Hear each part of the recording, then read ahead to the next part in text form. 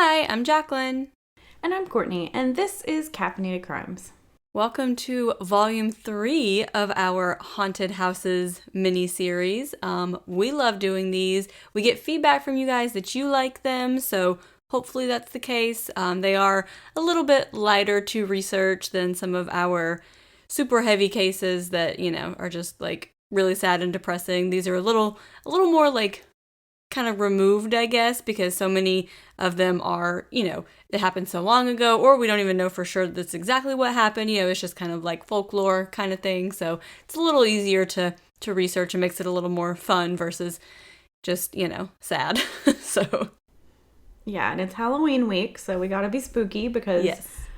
Love Halloween. Been watching some scary movies to get prepped for it, so we thought it would be the perfect time to release our Volume 3 of Haunted Houses.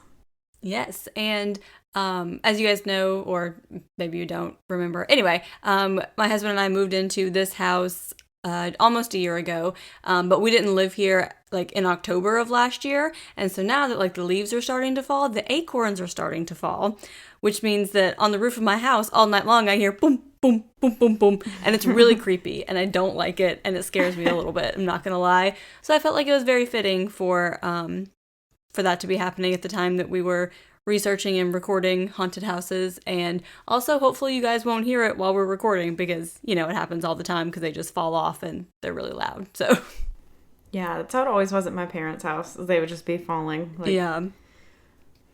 It just sounds like someone's on my roof at all times. So we do have a kind of update.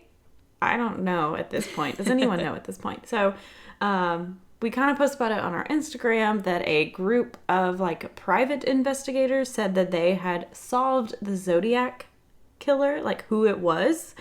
It looks like we don't know. Mm-hmm. We don't know. The FBI is still like saying the Zodiac killer case is not solved. They probably need a little bit more evidence than this private investigating group to officially say this person was it. We're not going to say his name. His first name was Gary. That's a pretty common name, but just in case it isn't him, I don't want to, like, be talking shit about him or naming him, even though he is dead. Like, that's not fair to him and his family if he is innocent. But hopefully they just need some more, like, testing or some DNA, like, something to tie him to all of them, and then we can be like, this is it, because that would be incredible if we solved the Zodiac. And we just released our Zodiac case, so I was like, we solved the Zodiac killer. It was us. Yeah, clearly Caffeinated Crimes over here just set that in motion. 100%, we definitely, we're a part of this. So I assume that the FBI is going to further investigate this person. So it seems like they haven't like ruled him out as like, oh no, this isn't true, but they're like, wait, hold up, don't take this as fact yet. Like, there's still, like, there's, as far as I know, there's no like physical evidence or anything definitive that's linking him to, all of these murders. So, but maybe in the next few months there will be something more that comes of that. I don't know. Yeah, it'll be super interesting to see. I feel like they were like hinting at the fact that his name helped break some of the Zodiac codes or something. The article was very weird. You know what I'm saying? Like, it was very like, are you saying his name helps you break the code? Or are you just saying his name is in the code and you still haven't broke? Like, what are you saying? I can't tell. It seemed to me like they were saying that his full name was in one of the codes, but then I saw other people being like, like it's like a lot of like common letters and it's not like an exact like, oh, it's exactly this many letters and therefore it translates exactly to this name. It's like, yeah, it's kind of included, but also like there are many other names that would be as well, as how I interpreted it, but Basically, hopeful, but skeptical. It's just what you gotta be. So. Yeah, that's a good way to sum that up. So I think we're ready to jump on into our different houses for today. So my first one is actually a hotel. So this is the Driscoll Hotel in Austin, Texas. My sources were a Southern Living article, AustinGhosts.com, which I keep reading as Austin Hosts, even though I know that's not right. But my brain is like combining those two.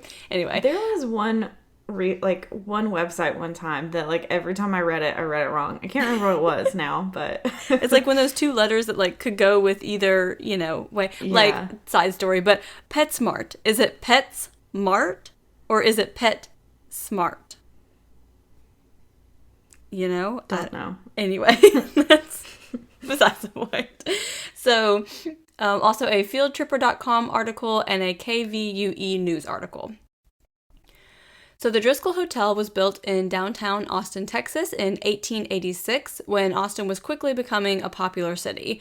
So the hotel was imagined and built by Colonel Jesse Driscoll, who spent $400,000 at the time to build this hotel, which is about $12 million in today's money. So quite a bit of money. Yeah. So Jesse Driscoll was a successful cattle baron from Missouri who made a lot of money selling his cattle to the Confederate Army. And after the Civil War ended, he moved to Texas with the hopes of making a lot more money and then decided that he was going to build a hotel with all of this Civil War money that he had. So a lot of people say that starts out why this is haunted, because it was basically built with blood money from selling cattle to the Confederate Army. So hey, one of my stories is kind of like, is it because of blood money? Look at that. And we didn't even coordinate this, guys. So the hotel consists of 189 guest rooms and suites, a bar, and a high-end grill. And a large portrait of Mr. Driscoll hangs at the center of the main lobby staircase. Driscoll did have to sell the Driscoll Hotel shortly after it opened because he supposedly spent his fortune on alcohol, women, and gambling. And legend says that he lost the deed to the hotel in a poker game one night. So, not what you want to do, sir. Is this Titanic? You win your tickets to the Titanic. You win the deed to a hotel in a poker game. That's really actually where the story's going. No. So this hotel would host many inaugural balls for Texas governors and was also the location of the first date between Lyndon B. and Lady Bird Johnson in 1934. So super interesting. And it was then renovated in 1996. So the first ghost known to haunt the hotel is none other than Jesse Driscoll himself. So legend suggests that he haunts the place because he never got to enjoy his success while he was still alive, because he just blew all of his money and immediately lost this grand hotel right after he built it. So he's got to hang around for a while and, just see what's happening, I guess. I mean, I would too if I spent like $12 million on a hotel. Like, I'm staying there forever. Exactly. Ever. Never leaving this hotel. And guests have reported the smell of cigar smoke and flickering lights that they believe is Jesse Driscoll. And supposedly one of his favorite rooms to haunt overlooks 6th Street and Brazos. So I guess this one specific room, people have seen him more often there than in other rooms. And the next ghosts are referred to as the suicide brides. And I spent a lot of time trying to find more detailed information about these two accounts, and I could not, and it made me very sad because I wanted more details. But supposedly, two would-be brides killed themselves in room 525, 20 years apart from each other. So the same room. And the second is reported to have occurred in the 90s, but again, there's no, like, names or dates or anything, and I'm like, in the 90s, like, there wouldn't be some kind of record of someone killing themselves in a hotel? Like, I don't know, because I don't know when they like stopped reporting suicides in the news. Like, they won't report suicides anymore. That's a good because point. They don't want to like not glamorize it, but like some people like commit crimes because they want like the media attention. Like, so I don't know if like they wouldn't report it because they're not reporting anymore, or they were just like, we're just not gonna talk about it. Yeah. So there's really like nothing about the first one, just that it was in room 525. And legend says that the second bride spent $40,000 on credit cards and then shot herself after her fiance called off the wedding. So this room was briefly closed off to guests, but it did reopen in 1998. So I guess they're like, okay, well, it's been enough time. You can come back in there now? I don't know. And guests do report seeing a woman in a wedding dress, or also a woman carrying a lot of baggage. So maybe she's like leaving the hotel, she's leaving her husband, she's taking her things, whatever. And they also report unexplained leaks in the bathroom in that hotel. So another one of the ghosts is a child who died while playing in the hotel in 1887. So I found different sources on whether it was a boy or a girl, but they say that a child was bouncing their ball down the hallway and it like went to the staircase and they reached too far and fell all the way down the stairs and died. Oh, okay. So that's super sad. But, Yeah. and many have also reported hearing whispering from another woman who died by suicide on the 4th floor as well. And a man named Peter Lawless lived in the hotel for 31 years, and he worked for the railroad, and many have reported seeing his ghost, like, just kind of wandering the hallways and checking a railroad watch. So nothing really specific about him, just that he lived there, and he seems to, want to stay there, like you do, I guess. Yeah. Hey, if you got all these rooms, you got all these visitors from all these crazy places, why not, Exactly. I mean, plenty of interesting things going on. I want to check it out. There's also a painting on the 5th floor by Richard King that is based on the painting called Love Letter by Charles Garland. So it's a really creepy little girl. Like, it's kind of... The image is a little haunting. We'll post it on Instagram for you guys. But she's holding a bouquet of flowers in one hand and a letter in the other. And some claim that the painting is the 4-year-old daughter of U.S. Senator Temple Leah Houston. And she supposedly died during an accident in the hotel. And some say that was the little girl. And then some say there were 2 separate girls that died in the hotel. It's kind of hard to find accurate, information. Yeah. But she may have been that little girl. But most sources do say that the daughter of this U.S. Senator died in the hotel. So the painting is based off of her and kind of creepy, Yeah, sounds kind of creepy. Yeah. And finally, some claim that Lyndon B. and Lady Bird Johnson haunt the hotel as well because it was a favorite of theirs, that they went there for their first date, like we said, and then anytime they visited Austin, they would go back there. So some claim to have seen them wandering the hotels as well. And many also say there are other weird happenings in the hotel, such as the elevator operating on its own, sounds of talking or laughter coming from odd places where there aren't people there. Several sources say that the hotel has its own Spotify playlist dedicated to the ghost and paranormal activity, but I couldn't find this. I searched all through Spotify because I'm like, what is this playlist? Like, I need more information, and I can't find it. So I don't know if it used to exist, if it's... I don't know, because several articles said that it was a thing, but I couldn't find it. And I thought there was going to be a lot more about this hotel, but it just kind of, the further I went, it was like, here's all the same stories, but nowhere had like all the details. But it was still just too interesting with being just such a prominent hotel in the Austin area, and then like the double suicide brides, and then the child, and just lots of a lot going on. Strange deaths. And Lyndon Johnson and his wife. Yeah. Which made me think, if I were going to haunt somewhere, a favorite place, where would it be? So I was thinking. Mm-hmm. Anyone who lives in Knoxville, not in the past few years, but a few years ago, would know of a place called Sassy Ann's. And it was this old house, and it was a bar, and it was amazing. And I think I'd go haunt there because I loved that place, and I'm really sad it's closed now. And that is where Kevin and I first met too. Like, a lot of memories at that place. I think I would haunt Sassy Ann's, guys. I mean, that seems like a fun place to haunt. I could be down with that. You got you used to have comedy nights, which weren't that good, let's be honest. But then, like, you could go downstairs and just chill, or you could go upstairs and party, or you go to upstairs and just watch everyone. I don't know. It'd be incredible. Yeah, I can imagine you would see a lot of fun things there. While it was open, it might be a little boring now, but unless a bunch of other people decide to haunt it, and then you guys are just having a big old ghost party at Sassy Ann's. Big old party. Okay, so my first one is also a hotel. Oh, we like the hotels for these.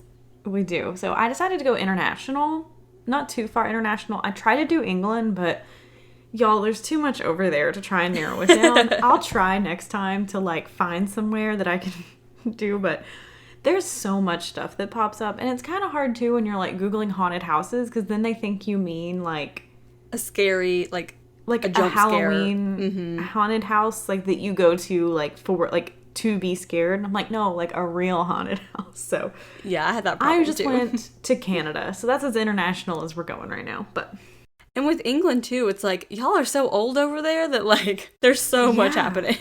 It's crazy. So my resources are an Avenue Calgary article, a historichotels.org, article. Curiosity, which is like the coolest pun, you know, because it's like curiosity, but it's city. So anyway, I like it. That article, as well as an article from hauntedrooms.com. So the Fairmont Banff Springs Hotel, I hope I'm saying that right. It's kind of spelled weird, but... Canadian listeners, let us know. Yeah. So it is in Alberta, Canada, and it began construction in 1886. So William Cornelius Van Horn was the general manager of the Canadian Pacific Railway. And this kind of ran just straight across Canada. So obviously in the late 1880s, it's a big deal because that's the only way you can get across huge-ass Canada. So he hired architect Bruce Price to oversee construction, and it took 2 years to complete. And so it did open to the public in 1888. And they named it Banff Springs Hotel due to its proximity to the hot mineral springs. And the hotel was really popular, and it was right off the railway, so it immediately just gained popularity. And it was built as a place for people who were traveling the railway to stay. And in 1911, Van Horn added an addition to the hotel in an 11-story tower. So, looks pretty cool. Yeah. And construction took 3 years, but it is one of the most iconic aspects of the hotel. And there was a fire in 1926, so they had to do new construction again. And now they were like, okay, let's build it to resemble a Scottish castle. Mm-hmm. So now you got real cool looking. Yeah. So in 1939, King George VI and his wife Queen Elizabeth the Queen Mother stayed at the hotel as a part of their royal tour of Canada. So obviously these are the hotel's most distinguished guests because it's the fucking king and queen. Right. You can't beat that. Yeah. And the hotel actually closed in 1942 due to World War II. So they closed to free up labor for the war effort. And then they reopened upon the war's conclusion 3 years later. So in 1968, the hotel went under construction again that allowed the hotel to stay open year-round. So before this, they had to close for the winter, which is like kind of a callback to the Stanley Hotel. Mm-hmm. How it was like, we don't have enough heat and like all this to open during the winter. So now in the 1968, you can open year-round. Which makes me wonder, like, prior to that, because obviously that was a very common thing, you know, for a bunch of hotels. Mm-hmm. So did people just, like, not travel in the winter months? I mean, they just, like, hunker down at home and... Maybe so, because I'm like, this was mostly on the railway, and I'm like, does snow, like, especially in Canada, like, prevent the railway from even running? Yeah. You know, like, if it can't even move? So... That makes sense. Yeah, I'm not sure. I'm not sure if you're just like, yeah, we just don't travel. Because I guess if you are, like, in... I mean, this is 1968. There's cars now. But before that, like, if you're in a horse and buggy, you're not going to be going in the snow. So yeah. You're like, I don't think so. That's so weird to think about. I mean, I don't like getting out in, like, the rain and, like, 60-degree weather in my car. So, you know, I understand that. Yeah. And I do think of all these, like, old-timey shows that I watch that are like, oh, we're, like, have to, like, can all our stuff to like get for the winter. So I guess it is like you just gotta prepare for the winter and hope you survive. Yeah, true. And in 1988 the hotel was declared a National Historic Site of Canada, and in 2001 Canadian Pacific Limited merged the brand with Fairmont Hotels and Resorts. So I've heard of that one. And so now that's why it's now called the Fairmont Banff Springs Hotel. So, of course, this hotel has been open for 132 years. There has to be ghosts. Of course. There's got to be ghosts. And it is reported that many murders, suicides, and terrible accidents have happened at the hotel. There's, like, rumors that the rooms are boarded up. Like, my favorite that we're going to talk about is known as the Bride. So, she is the most active and is even on collector's stamps and coins. So, she's kind of iconic here. Wow. So, the story of the Bride has been retold many times. Likely many embellishments were added. So, no one's really 100% sure. but the most popular theory dates back to the 1920s, and she was getting ready and was walking down one of the hotel's marble staircases in her wedding dress. And some report that she tripped on the hem of her dress and fell down the stairs. And I'm like, this would be Courtney. me. Yep. It would be me. It'd be me. Some also say her dress brushed up against a candle's flame. Again, me. Yeah. Mm-hmm. This is very Courtney. Yeah. Not to interrupt your story, but can I tell a side story? Oh, gosh. Okay. You know which one I'm going to tell. So, Courtney and I, one night, were visiting our friend Tiffany, and I don't think we should say the name of the place and what it was. We were near a college. I mean, statute of limitations definitely has run up if this is illegal, so... That is true. So at this college, there was a statue of a camel. And after a few drinks, we decided that we wanted to go climb the statue of the camel, because what else do you do, you know? Yeah. And so we all climbed the statue of the camel, and, you know, we're all getting down and everything's fine. And then Courtney trips on the ledge of the statue, which is 3/4 of an inch. Oh. Oh. It was like this big. It was like a step down, like tiny step down. It was not half an inch. Half an inch would be that big. That's true. A very tiny step. Not like a staircase step, guys. This is like the very tiniest of steps. So after climbing this 15 foot? 10, 15 foot. Courtney and I are great at measurements. So getting down from this giant camel statue, Courtney trips and falls on this tiny ledge, and I'm pretty sure Courtney's foot is still fucked up from that accident today. I tore a tendon in my foot. I had to go to the doctor for tearing a tendon in my foot. Yeah, and Courtney also drives a stick shift, so she got to drive all the way home from this girls' weekend with, a broken foot. And my foot was so swollen, the only shoes I could fit into were my house slippers. Yep. And I had to go into the gas station limping in house slippers like a fucking trash human, okay? Can you imagine if you had died during this accident and someone on a podcast was talking about this haunted statue from this girl that tripped and fell? I hope they would laugh. Anyway, I'm so sorry. Sorry you guys had to listen to that, but I have to share that whenever possible. Okay. It's a perfect example of how this would be me. Exactly. And thank God my wedding venue has no stairs. No stairs. We're going to make sure there's no candles. We got to make sure there's no 6-inch ledges. Nothing. No, nothing. Okay, so whether she tripped or whether her dress caught on fire, either way she fell and died on these stairs. So she's typically reported veiled and dancing, and some even say they see flames on her dress. So she's just living her wedding night for eternity. Which, go for it, I mean, there's worse things to live out for eternity, I guess. Yeah. And staff have also reported hearing noises from the bridal suite, even when the suite is vacant. So this is the most common one that people see. She's not mean or anything. People are like, I just see this bride dancing around, and they're like, yeah, there's no weddings. We don't know. Have fun. Good luck. So other unexplained apparitions and heavy activity have been recorded in room 873. So if you do try to go here, the room does not exist anymore if you're trying to stay. So apparently there was just years and years of people claiming to be terrorized by this room. The hotel decided to permanently seal it. Wow. So they're like, we're just not going to have people stay here anymore. So it's not even like a broom closet. They shut off this room. Yeah. Wow.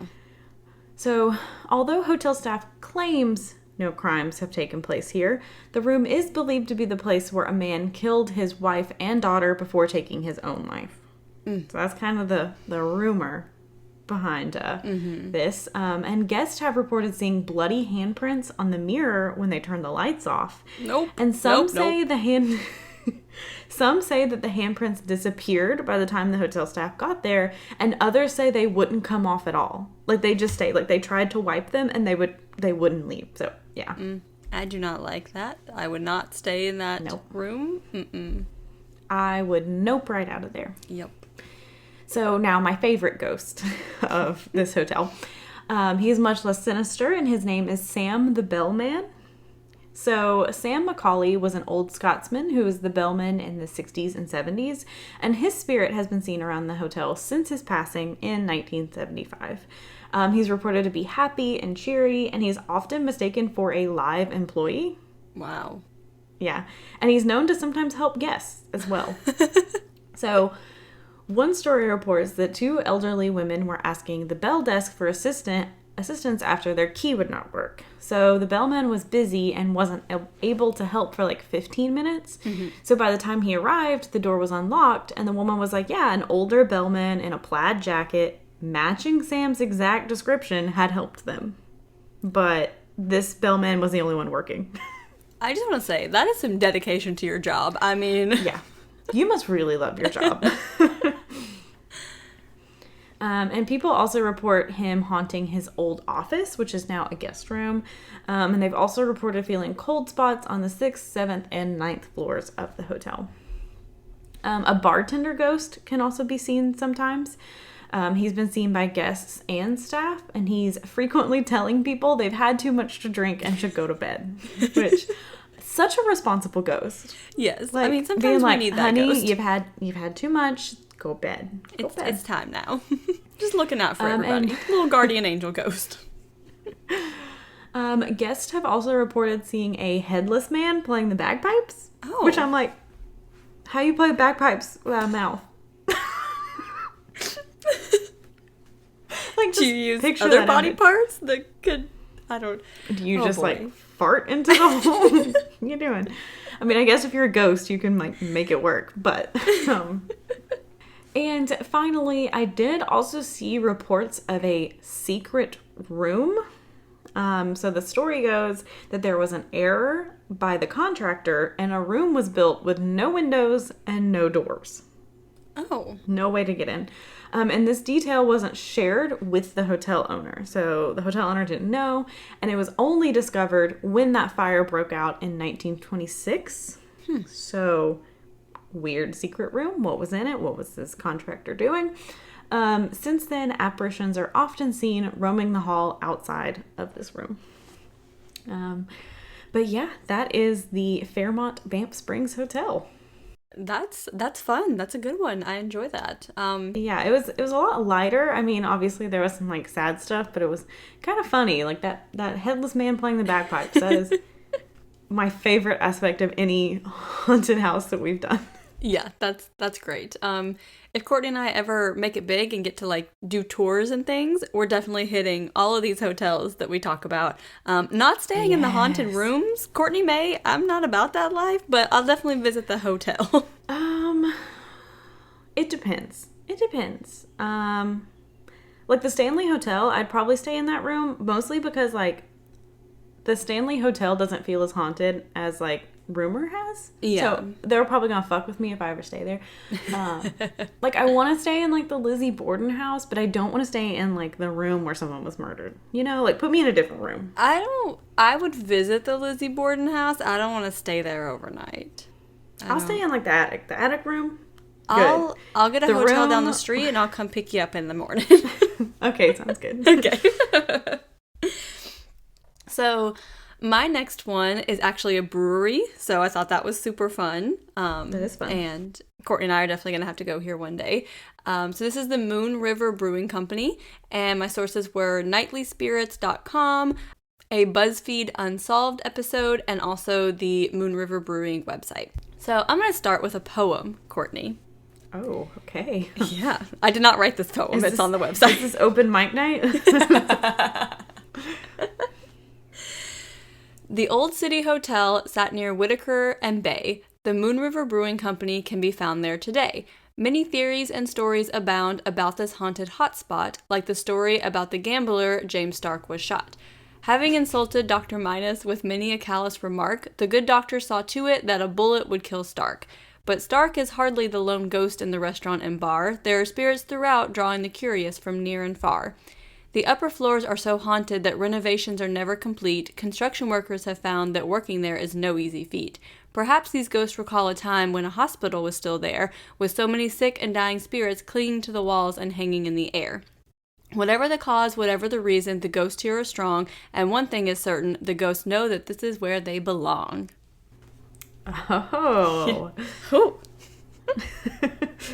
Get some snaps or something. Anyway, that probably sounds so horrible on the recording.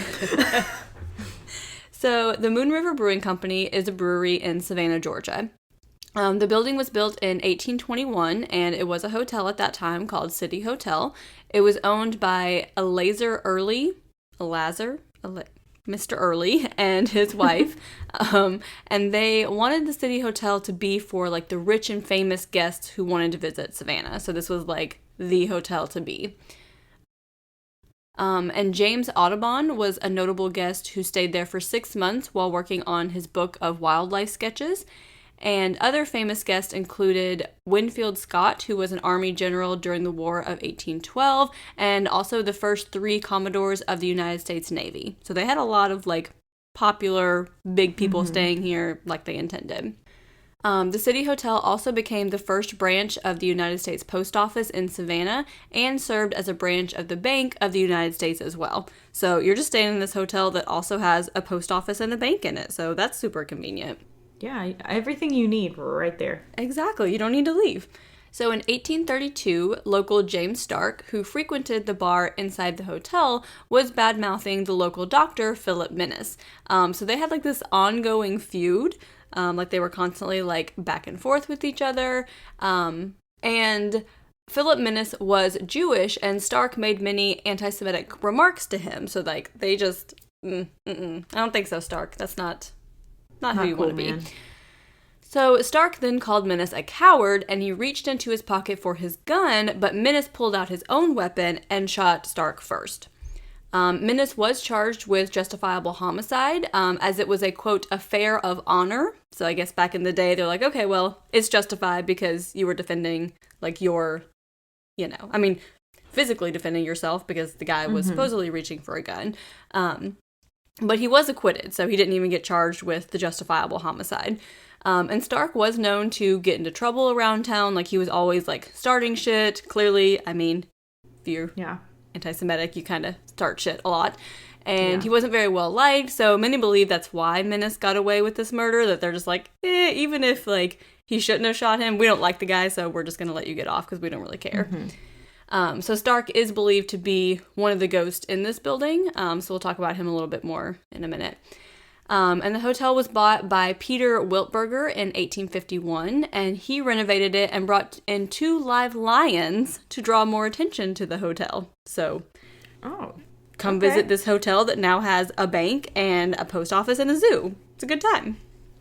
In this time I would, because now I know, like, animal cruelty, and you shouldn't do this to animals, but... low-key, I'd love to see 2 live lions at a hotel. Yes. Agree with the entire statement you just made. Yes. I get the whole morals. I'm not going to do it, but I'd love to. Yeah. Just, like, walking into a hotel and, like, hey, there's a lion just chilling. I would enjoy seeing that. So, before the Civil War started, obviously tensions were rising between Northerners and Southerners, and in 1860, a New Yorker named James Sinclair visited Savannah and stayed at the City Hotel.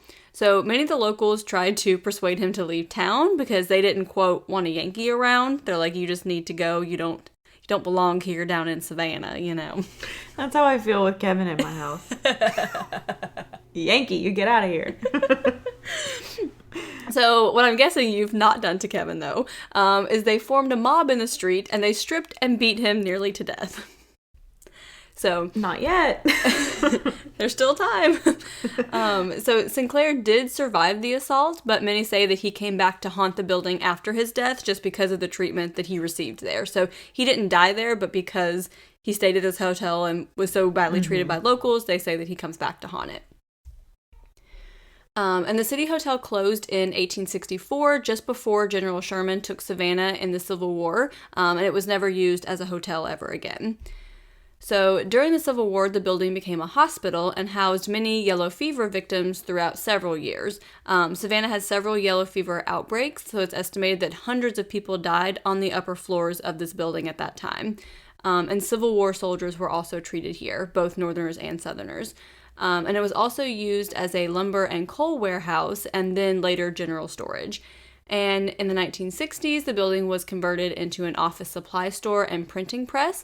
And then the building sat empty for 20 years until the Moon River Brewing Company opened on April 10th in 1999. It's been a lot of things. Like Yeah. a lot of different usages. A lot of things happening in this building. Yeah. So when the building was under construction in the 1990s, the foreman's wife was pushed down the stairs from the third floor. And evidence does show that, like, she was shoved and not, like, she didn't just fall. And people have reported feeling like someone is, like, tugging on them or pushing them when they're on the third floor specifically. And the fourth floor was also part of the hospital, but for some reason it's said to be the least haunted floor of the building. Like, there's very few paranormal experiences there. Some claim that there's, like, a negative energy and they hear the sound of children, but, like, no actual, like, hauntings. So on the main floor, which is where James Stark was shot, patrons report feeling someone touching them while eating dinner. Women have reported feeling cold in the bathroom and even being locked in a stall. Like we said, James Stark was always, just getting into shit and causing trouble. So many believe that that's him. Others report a feeling of being pushed near the bar. So they believe that this is him just kind of being rowdy and drunk and, doing the things that he did in the 1830s. But others just trying to cause trouble wherever he goes. Exactly. Cause trauma and trouble. Yeah. Yeah. I was almost said drama and trouble. And I said trauma, which, same. Yeah. It makes sense. So others claim that the ghost pushing bar patrons is actually named Toby. So Toby is said to haunt the basement, and he, like, this specific ghost was around so frequently that the employees named him. So there's no, like, historic person named Toby that they've tied this to. They just, like, it was this one specific ghost that was around, so they named him Toby. And some claim that enslaved people were kept in the basement, and so that's why it's more haunted than the rest of the building. But no records back up this claim. But it's also a really old building in the South, so seems pretty, yeah. most likely. Many report hearing glass breaking. Some attribute this to Toby, but others say that it's James Stark, like throwing beer bottles, just causing shit, causing trauma, Causing trauma everywhere he goes. So the third floor where the hospital was housed is reported to have children running and laughing, and one of the most well-known ghosts is also said to live here. So many have reported a woman in white that they call Mrs. Johnson. And several television crews have visited the brewery to go ghost hunting, but it's not really an ideal place for that because it is a business that operates daily, so you have staff and you have patrons present. It's not really like, shut down and quiet enough to, like, pick up on those things. It's also on a very busy street, so you have pedestrians and traffic and things that interfere with paranormal equipment. So nothing has been, like, recorded like some of the other places have been able to get. But both staff and patrons report feeling and experiencing, these things in the brewery. So, but like we said, it's somewhere that a lot of stuff has happened, a lot of different, the building has been used in many different ways, so it makes sense. So, yeah. It does. When you have something that old, with, like, things happening, too, like, I do think you can just kind of get, like, bad energy. Yeah, for sure. Like, kind of, like, like, I don't want to mess with that. Yeah. Like, things have happened here. I don't need to. Speaking of places I would never stay, also, like, haunted places I would never stay, and this is a little bit of a plug for our Patreon episode coming out, is the Cecil Hotel. And it is not because necessarily of the ghost. That place just has bad energy. It looks dirty as fuck. Nope.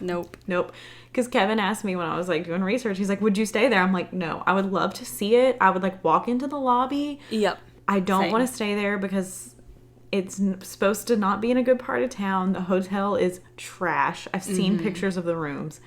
No. I don't need it. There's, like, too much. Too much here. Courtney and I'll get an Airbnb down the street. It's fine. We don't need to. But we definitely do need to go to Savannah at some point and go to this brewery because, yes. I really want to go to Savannah. I don't think I've ever been to Savannah. but I really want to go because I hear it's beautiful. I've been twice. Once I was a child, and then once my brother and I went to tour the Savannah College of Art and Design because I actually got accepted there for photography, but then decided to go a different route with my life, so I didn't end up going there. But the school is amazing. The city is amazing. Like, it's just so beautiful. So yeah, we for sure need to... our next girls' weekend, we'll just head on down to Savannah, check out this brewery, see some ghosts. You know, like you do on girls' weekend. Me. Okay, and our final house of the day is the Winchester Mystery House, which people have probably heard of. This one's kind of a more popular one. So my resources were sanfranciscotravel.com, biography.com, allthat'sinteresting.com, and the winchestermysteryhouse.com. So, Sarah Lockwood Pardee, hope that's right, was born in 1839 in New Haven, Connecticut to Sarah Burns and Leonard Pardee. So Leonard was a carpenter and ran a very progressive household, which is pretty good for like 1800s here, you know. So Sarah was really influenced by that, and she was an excellent all-around student. She learned 4 languages. She was really good at music, math, and science. Like, she was getting it for the 1800s as a woman. That's amazing. And she was only 4'10" and 95 pounds. So she was a little thing, and she got the reputation as the Belle of New Haven. And on September 30th, 1862, she married fellow New Haven resident William Winchester. Her father-in-law, Oliver, co-owned the Winchester Davies shirt manufacturer, and it was expected that William would take over that business. And then in 1866, Oliver established the Winchester Repeating Arms Company. So William soon sold his interest in the shirt company, and he became secretary of Winchester Repeating Arms. So they kind of just abandoned shirts and went straight for guns. Like you do. Like you do. And the business was immediately successful. The Winchester Model 1873 rifle was known as the gun that won the West. So, I mean, huge, I guess. And the company sold 700,000 rifles through 1916. Wow.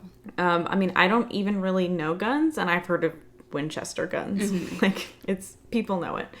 And many famous people were said to own Winchesters, including Buffalo Bill Cody, Annie Oakley, and Theodore Roosevelt. Oh, wow. So, they all loved their Winchesters. And in June 1866, Sarah gave birth to a daughter, Annie. However, Annie had many issues, and she was unable to maintain food and process calories. So I guess when she was eating, there was something in her body that couldn't process it. So she did die of malnourishment 6 weeks later. And Sarah had no more children after this.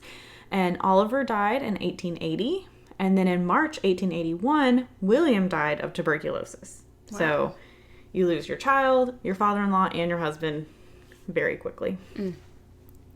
So Sarah did inherit a 50% of the stake in the company, which was worth approximately $20 million. That's quite a bit.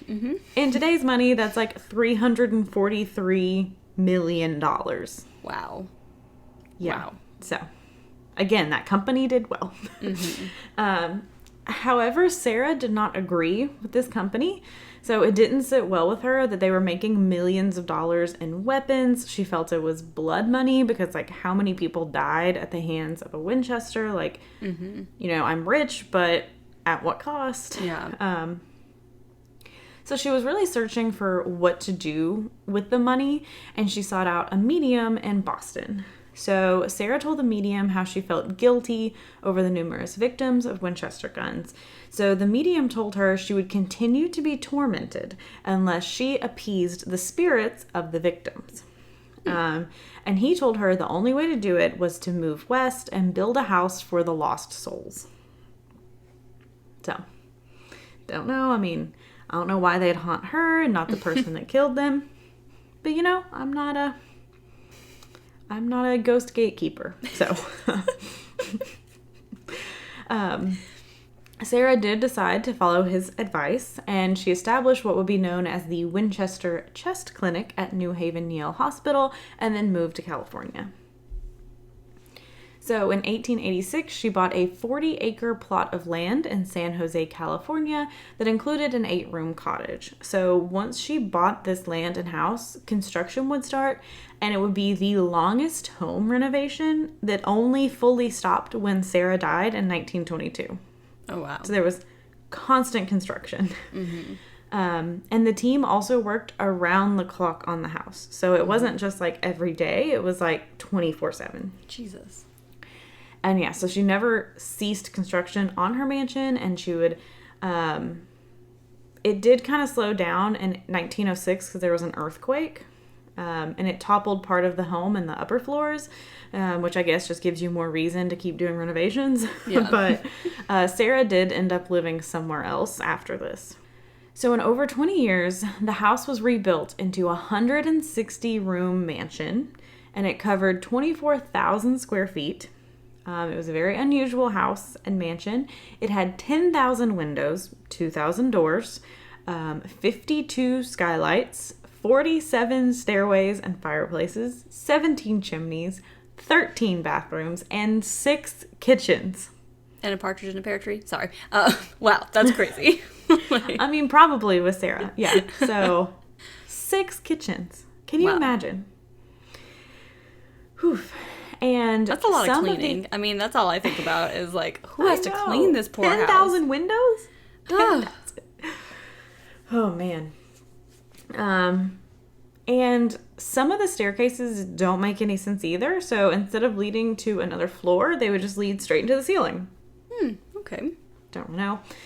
There were a bunch of secret passageways throughout the property. And so like one cabinet door would open to a hive of like 30 additional rooms. So if you're playing hide and seek, you're never going to be found. Ever. Is that what all these ghosts are? Just kids who died during hide and seek because no one ever found them? Probably. So while she had some strange modifications, obviously, in this house, she did make quite a few additions for herself. So she had many luxury fixtures like parquet flooring. Don't know what it is. Please don't ask me. I'm assuming it was something back then. Fancy, apparently. Yep. Crystal chandeliers, gilded doorways, and stained glass windows handcrafted by Tiffany & Co.'s first design director, Louis Comfort Tiffany. So she's got like Tiffany skylights. And the home was also really advanced technology. Like it had forced air central heating and hot running water, which is not something they had back then. So some do believe these strange modifications were made so the ghosts would get lost on their way to haunting her. So they would like open a door and there'd be 30 rooms, or they'd walk up a staircase and there'd be a ceiling. Can't they just walk through it? I don't know. This is what some people believe. And while it does appear she was building the house to appease something, and maybe more so due to her own guilt rather than ghosts, and Sarah was doing her best to just atone for her husband's sins, or what she viewed as her husband's sins. So there's no like proof of demonic possession, ghostly apparitions, or any kind of hauntings in the Winchester house. But of course, like urban legends like keep going, you know, like the whole house people say was built to appease ghosts, basically. There was a book published titled Captive of the Labyrinth, Sarah L. Winchester, and this book disputed that Sarah ever talked to a medium or built this house for angry ghosts. So this book is like, that didn't happen. The book says that the explanation for these weird features was because of rebuilding from damage, and Sarah just decided to seal off some passageways, but I don't really think that makes sense. That's a lot of strange building structures just for that reason.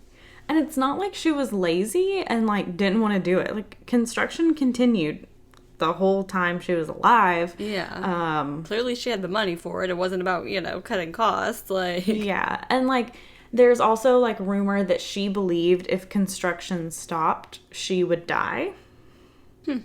Apparently, I don't know if maybe the loud construction noises kept the ghost away too or whatever, but I mean, I get what this book is saying, but I don't think it's any crazier than her feeling guilt and building a house that she thinks she's being haunted by ghosts. Like, I don't think that's that crazy to think. It definitely sounds like mental illness is probably at play here one way or another. And I mean, think of all the grief you're going through that you just absolutely. lost everyone and you have all this money and you're like, don't really agree with how you got the money. And I mean, it's like the late 1800s. You don't really talk about mental health. Like, so. And it's like sometimes with grief, like you fixate on things that like don't like logically make sense. So it's like this is something that she could like put all of her focus and energy on instead of like dealing with her grief. So I mean, it makes sense. Yeah.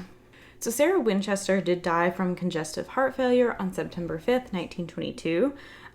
So the house did go up for sale, but clearly this could not be a family home with all of these crazy renovations. Like, what would you even try to do?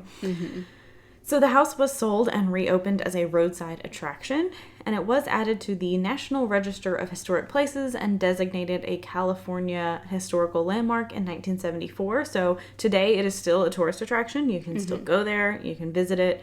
You know, I don't know how much you get to see, but I guess it would be cool because there's just all these rooms. Yeah, definitely.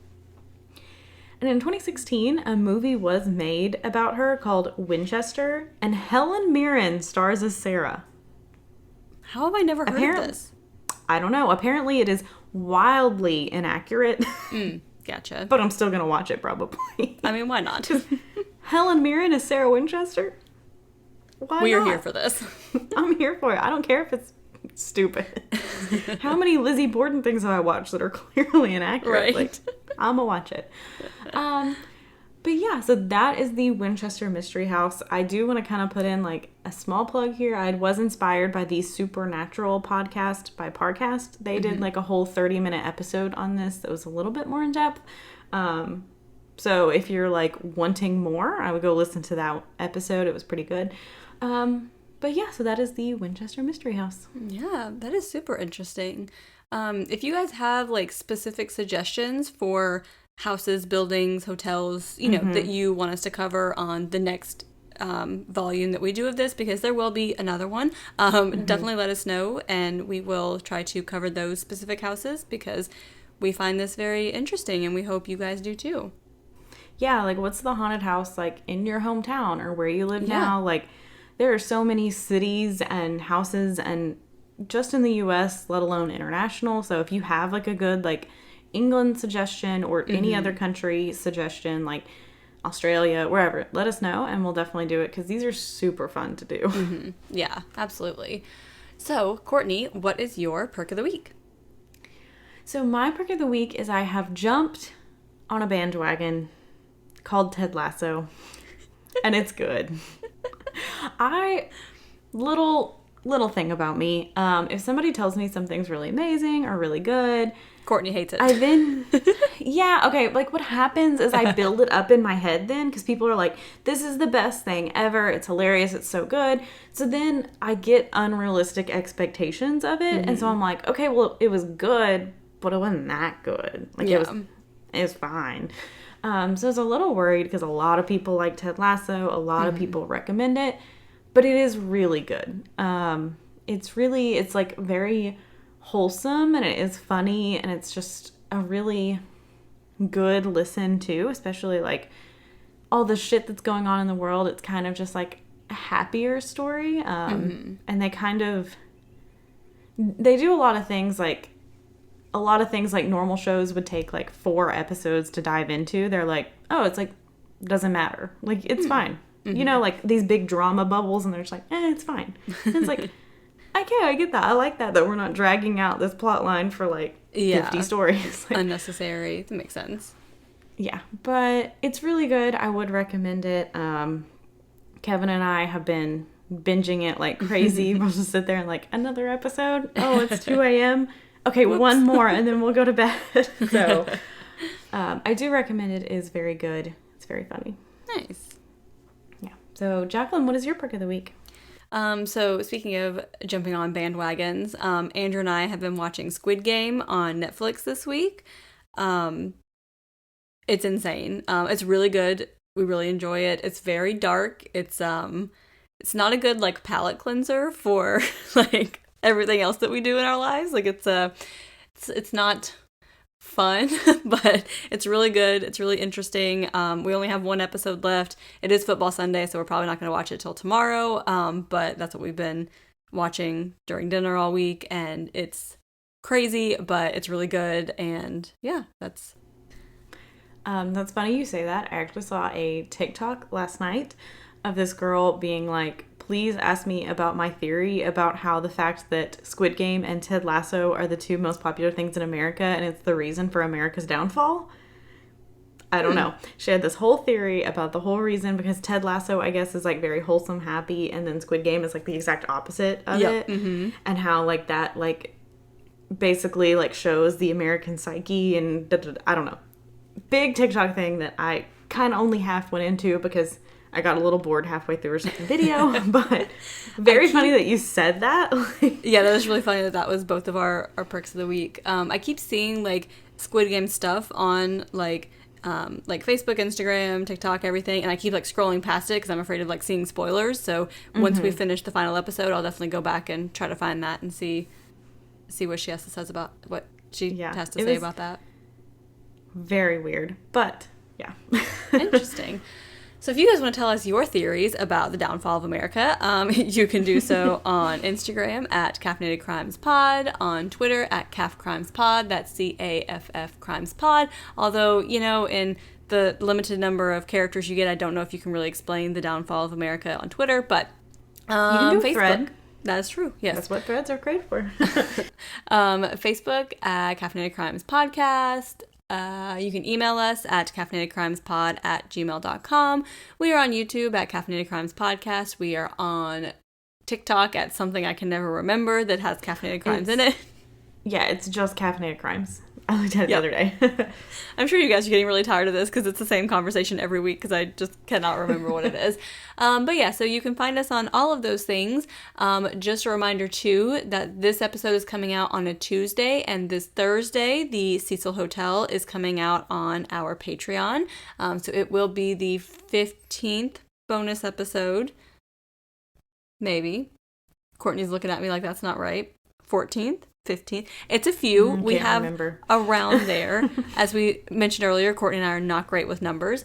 But you can check out the Cecil Hotel episode this week as well as other episodes that we've done in the past. That is patreon.com/caffeinatedcrimes. And we're still doing our Apple Reviews giveaway, but we are very, very close to 50. Last I looked, we're only 8 away. So if you go and you write a review and you tell us it's you, because we have to know it's you, we aren't mind readers. If you go and once we get to 50, we will pick someone and they'll win a pin, a sticker, and a $10 gift card to the coffee shop of their choice. You're getting real close to not getting that pumpkin spice latte anymore, so you better go review. But yeah, so I think that's it. I think that's all we have.